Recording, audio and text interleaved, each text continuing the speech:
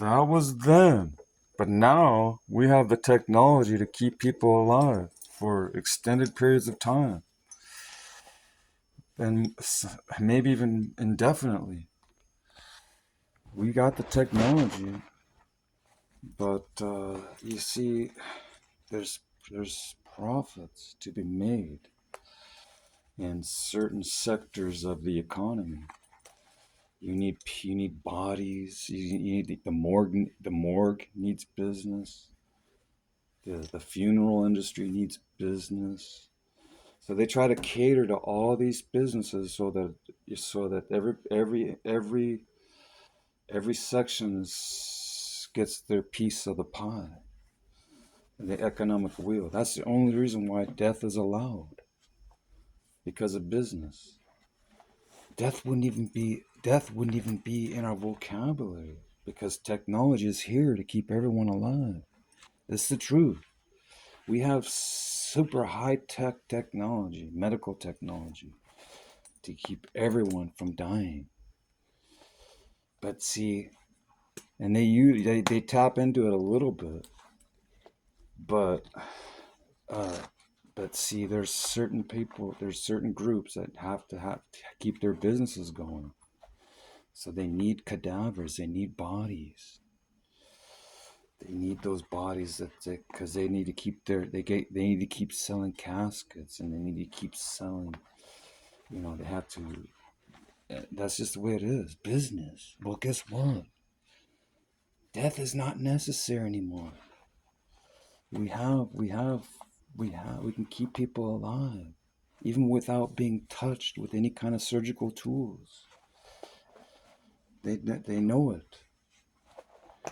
But greed, it's not even greed really. It's just, I think they look at it as kind of fair. What's fair? What's fair for, you know, everyone has to come to that place where they have to fill the needs of the greater good, not just a handful of people, the elites.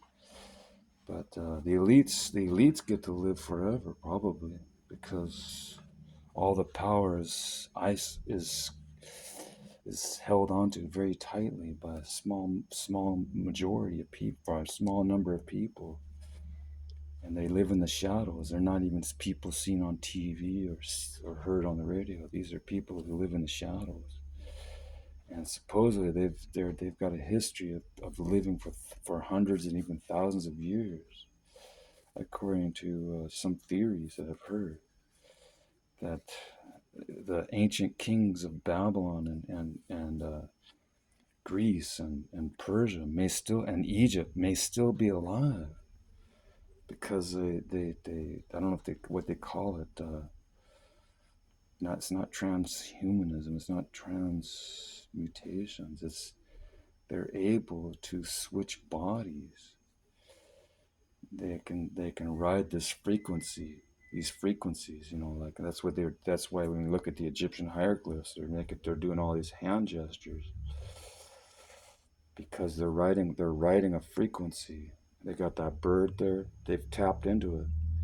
So when they tap into that frequency, they can perpetuate their own existence for thousands of years probably.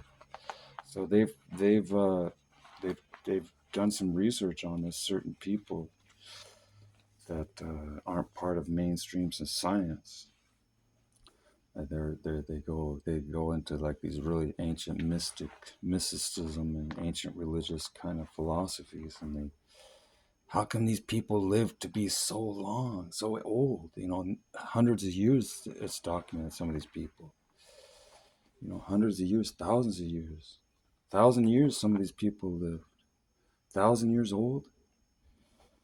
How could they live 1,000 years, 1,000 years old? And supposedly, if you go all the way back to the original people, they lived indefinitely. They never died. Adam and Eve didn't die until after they transgressed a law of God. They somehow they crossed a line that caused death, that brought death into the equation.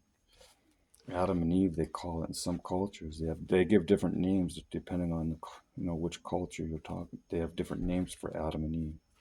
the first man, first woman. But something happened. There was a curse that was placed on the earth that caused death, and it wasn't a factor in the very beginning, supposedly. But some people find that hard to believe because that's all we're acquainted to. We don't know any difference.